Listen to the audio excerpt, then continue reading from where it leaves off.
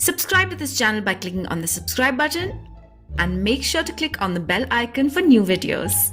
Hello Team Girl. Today's video is going to be all about menstrual cups. If you feel uncomfortable talking about periods, blood, your vagina, I would highly suggest you click off. If you want to know new ways of how to make your period more comfortable or just try new things out, keep on watching. I personally have been using sanitary napkins for most of my life, most of my period life, and I started using tampons last year. My mind was blown. Just the fact that I could go to the bathroom without worrying about it becoming a bloody battlefield was very, very comforting. I was so mesmerized and I was so excited and I was so happy. I questioned myself that why did I let myself not try these before?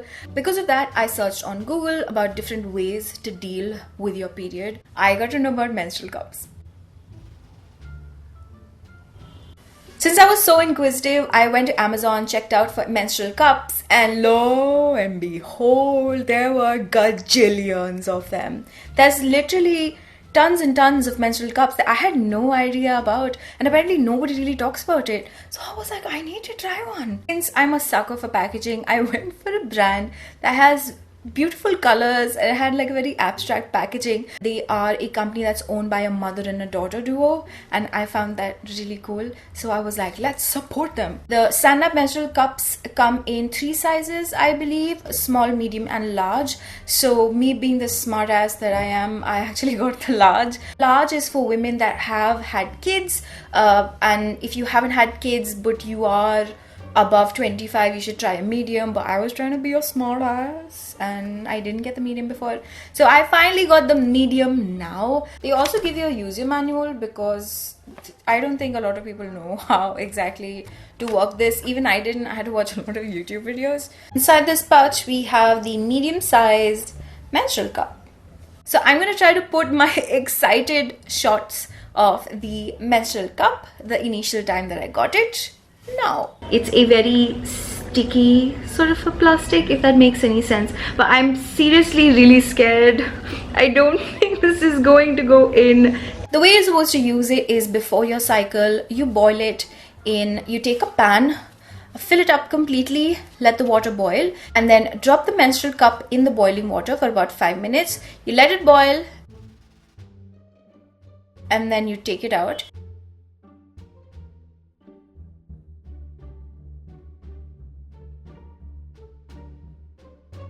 Let it dry and then you use it.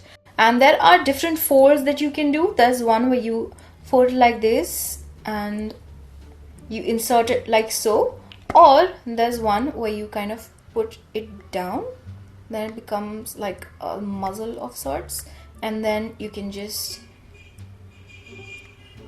put this inside your body like this. I had no issues using the menstrual cup first time. People say that it's very difficult for you to use the first time over, but for me apparently it just went in very naturally and it was in position and it worked from the get-go. If you are using the menstrual cup for the first time, let me help you out a little bit. Take the menstrual cup, put it whichever shape that you like. You can go like this or you can go like this. So let's say it's like this. Don't wait until it goes this much inside your body to let go. If your body is, let's say, here, you let go, let it open, and then with the help of this stem, just push it up. The reason why you want to let go and not really push it inside your body while it's closed is because sometimes it doesn't really open and then it just becomes uncomfortable and then you might have some spillage. Let me riddle you the good and bad of menstrual cup. Number 1, I know you're thinking it, I know you are. Does it rupture the hymen? People really care about their hymens in India and other places. So yes, it can. It says that even in the user manual that it may damage the vaginal membrane, which is the hymen. So if you are somebody that really cares about your hymen, if you really don't want it to break, it already has broken because that's how it works. Google it. If you don't want anything to go inside your vaginal canal before you get married or whatever is socially acceptable in your society, I would highly suggest you don't use a menstrual cup, because it's literally going inside the canal and there's going to be repercussions. You have to disinfect it before and after a cycle, which basically means that unless you own your own kitchen, even if your mom is in the kitchen and if you are disinfecting it, everybody will know that you're disinfecting your menstrual cup, and somebody will be like, what the hell is that? And I think you guys can Google how exactly you can take care of your menstrual cup or how exactly to disinfect your menstrual cup without boiling. I have no idea because I have a kitchen of my own, so I'm not really grossed out. Third is a thing that kind of stretches from the second point. If you are disinfecting your menstrual cup, you have to make sure that you have a separate utensil. So you might have an old one at home. I personally don't really mind using that utensil for other things. I know a lot of people are like, hey, how can you cook in that chair?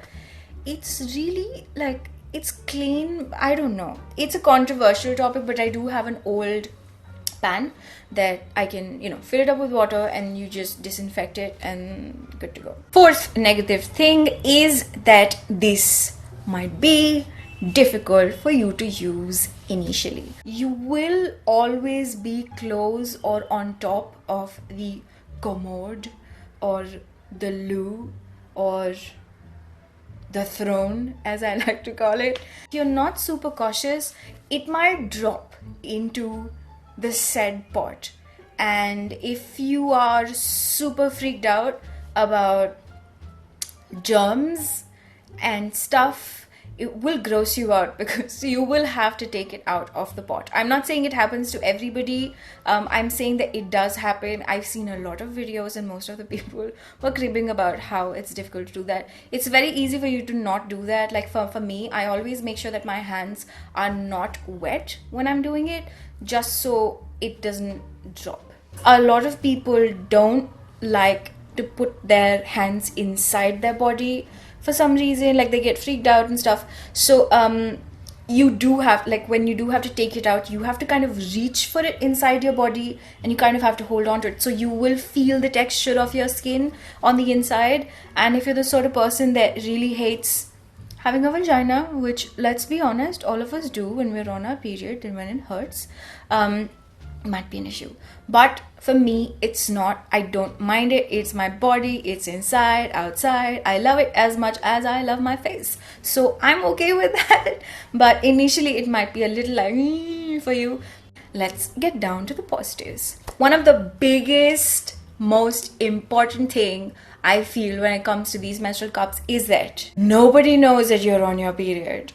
Literally, you always trying to travel with either the tampon or the sanitary napkin with you inside the loo, and then everybody gets to know. And even if people do, like, it's not a big deal, but you know what I mean. Like, it makes you feel like you're 007 on a mission and nobody knows about it.